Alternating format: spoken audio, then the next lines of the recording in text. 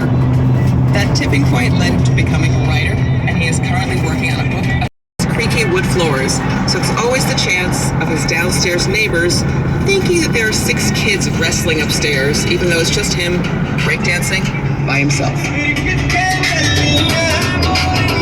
To see photos of Jitesh breakdancing, go to themoth.org. That's it for this episode of the Moth Radio Hour. We hope you'll join us next time.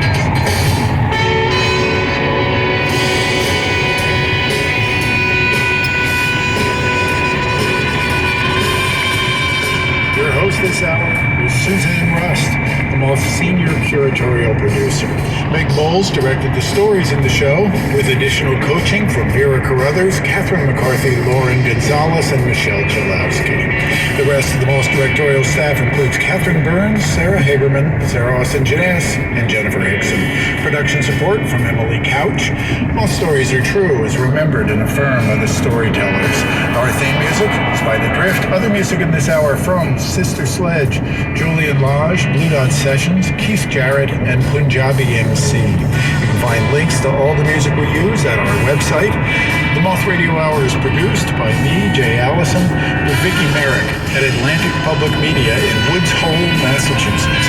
This hour was produced with funds from the National Endowment for the Arts. The Moth Radio Hour is presented by PRX.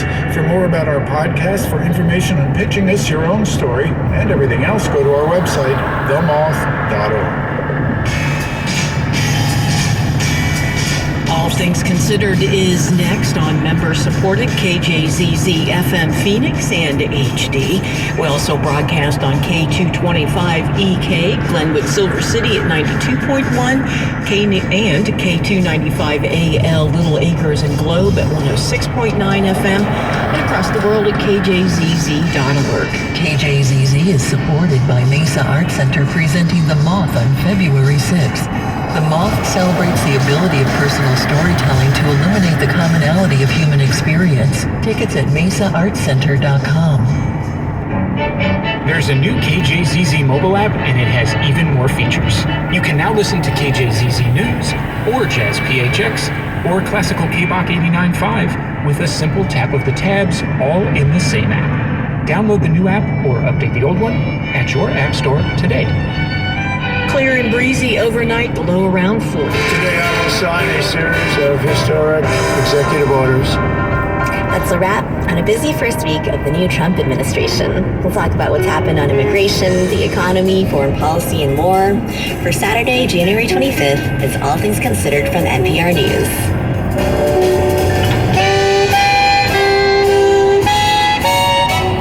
Ping Huang, a Belarus election for president, is called a sham by the European Parliament. We'll talk about why it's still interesting. Plus, a Palestinian-American writer aims to create a Palestinian-American Sex and the City in her debut novel. I felt like I had to write this book, and I had to write it in a way that was 3 generations of Palestinian women behaving badly. And we'll learn how America's obsession with jogging and pumping iron dates back to the 1970s. The groundwork in terms of understanding that movement is really key to well-being took root in the 70s. First, the snooze. Live from NPR News in Washington, I'm Janine Herbst.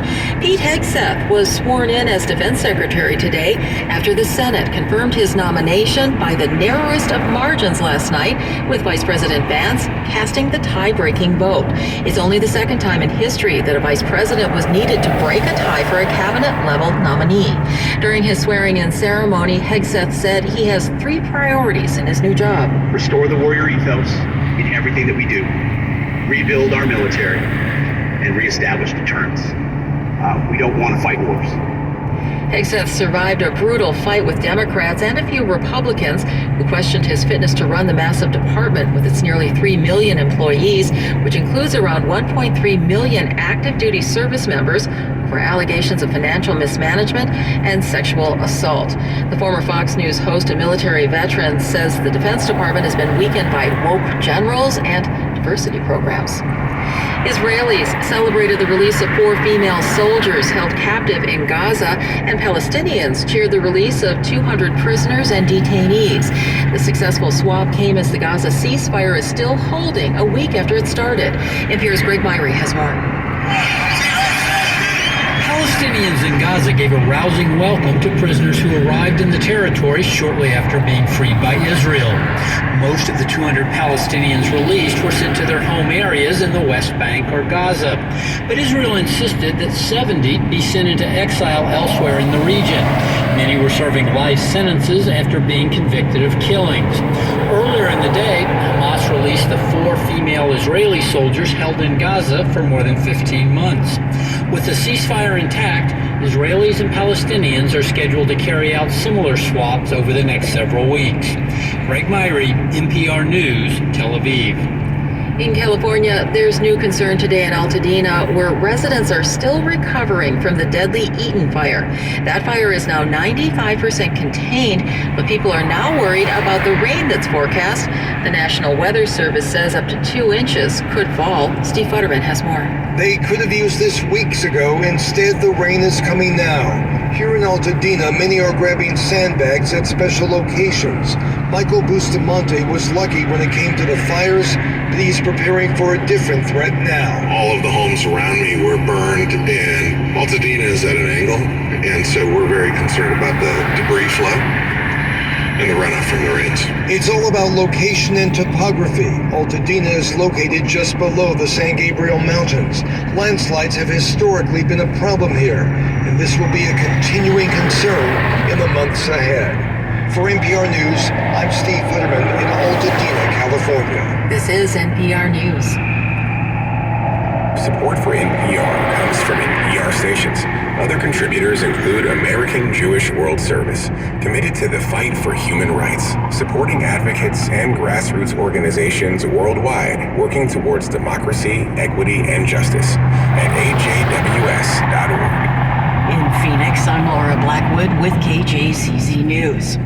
A national hotline for immigrants worried about immigration crackdowns is relaunching to respond to ramped up enforcement under the new Trump administration. From the Fronteras desk in Tucson, KJZZ's Elisa Resnick has more. Pedro Trujillo with the LA-based Coalition for Humane Immigrant Rights says his group has a local rapid response network that's activated whenever there's ICE enforcement activity reported at workplaces, businesses, or other sites. Their national hotline has been around since about 2006. It gets brought back into commission whenever increased immigration enforcement is taking place.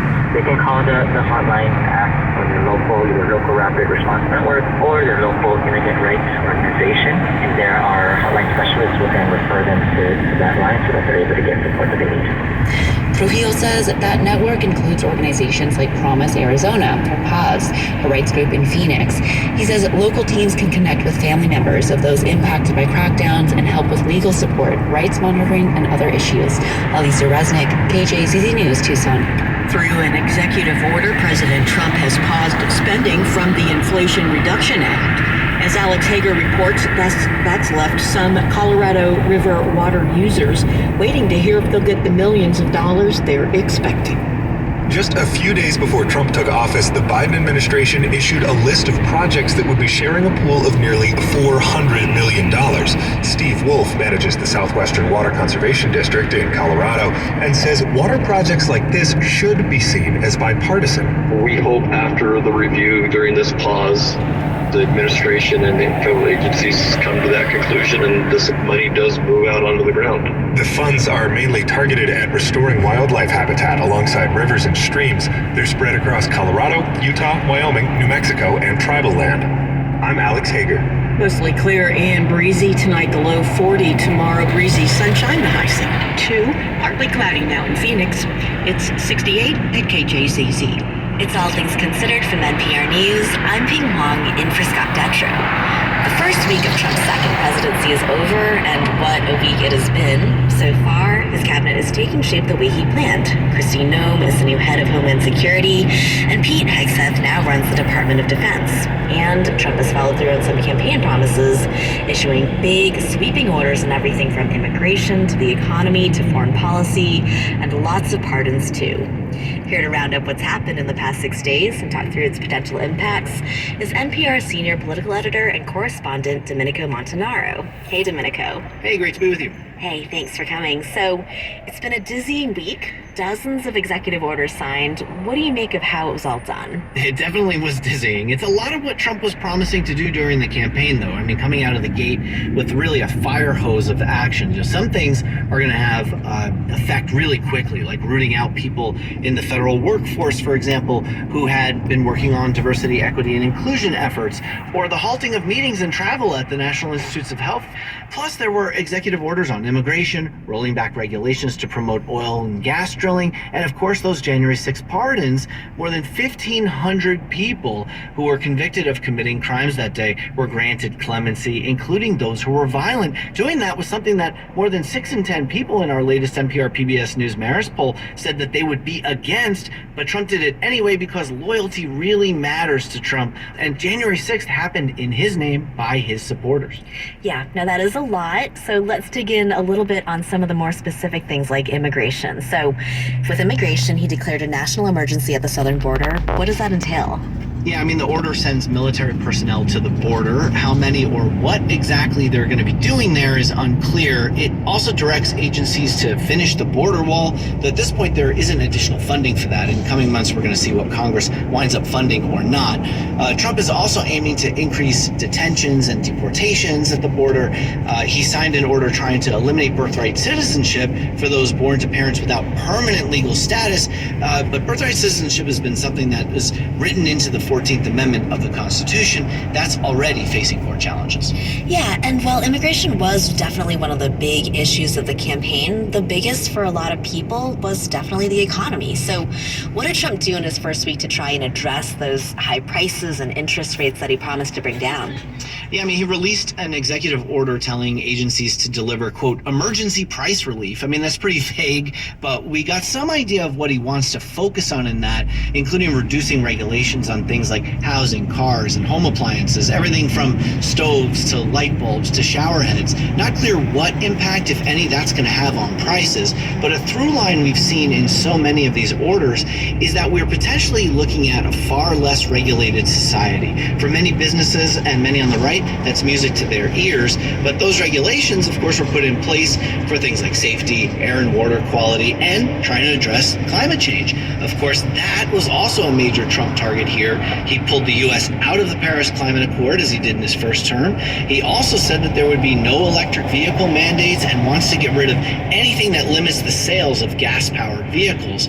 Also, even though the U.S. is producing plenty of oil and gas, the top oil and gas producer in the world, Trump declared a national energy emergency. And again, he's seeking to roll back regulations and make it easier to lease lands for drilling, to refine and transport oil and gas, including in places like Alaska. For Trump, this is all about how to make the most money as possible.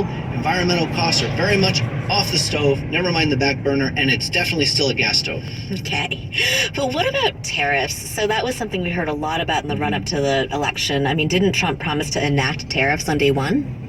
Yes, but he essentially punted on what he said would be 25% tariffs on Canada and Mexico for goods coming into the U.S. And that was intended, he said, to stop the flow of migrants and drugs. But he said this week, I think we'll do them February 1st, he said. That doesn't mean it will definitely happen February 1st even. It sounds like Trump is doing what Trump does, giving himself some space to negotiate. The rest of the world is watching the U.S. with a lot of interest right now.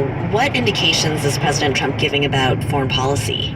Yeah, I always say foreign policy and judges are the two major things that presidents have more direct control over than almost anything else. And Trump has used tariff threats against allies, seeking leverage, whether that's wanting them to take more American goods or trying to strong-arm Denmark and Panama to give up things like Greenland or the Panama Canal.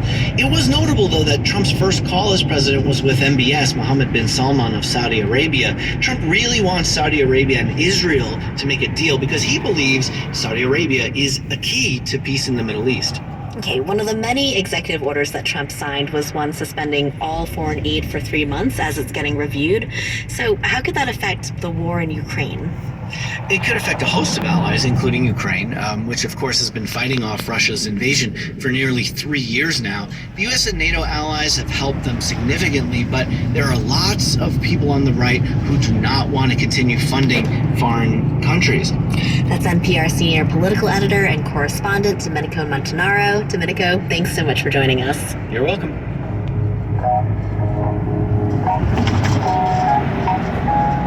Philadelphia's District Attorney Larry Krasner says he is looking into filing state charges against Pennsylvanians who have been pardoned or granted clemency for crimes committed at the U.S. Capitol on January 6th. Larry Krasner joins me now. Larry, welcome to All Things Considered. Well, thank you for having me. Yeah, so walk me through this. I mean, what crimes could someone have committed on January 6th at the U.S. Capitol that fall under your jurisdiction in Philadelphia? I have to respectfully rephrase the question a little bit. Sure. And it is not just a Pennsylvania question, not just a Philly question, it's a national question. This is not so much about whether or not there are identical charges over exactly what happened in D.C. on January 6th. This is more about whether there is conduct that occurred within local jurisdictions before January 6th or after January 6th that is criminal conduct and that can be charged by those states. And the reason it's crucial is that the President of the United States has no power to pardon state court convictions. And many people, including many prosecutors, are concerned that there may be a level of unfairness, a gap of accountability for people who participated in an event on January 6th that was clearly for the benefit of the